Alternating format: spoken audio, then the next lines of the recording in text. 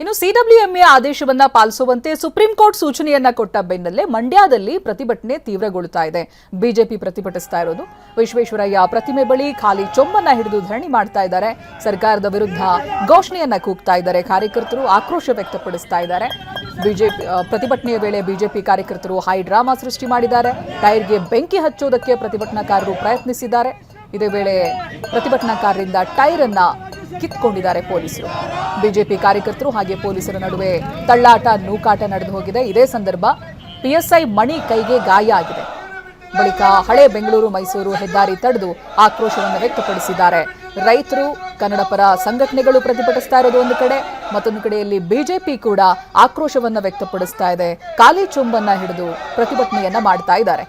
CWMA ಆದೇಶವನ್ನ ಪಾಲಿಸುವಂತೆ supreme court ಸೂಚನೆ ಕೊಟ್ಟಿದೆ.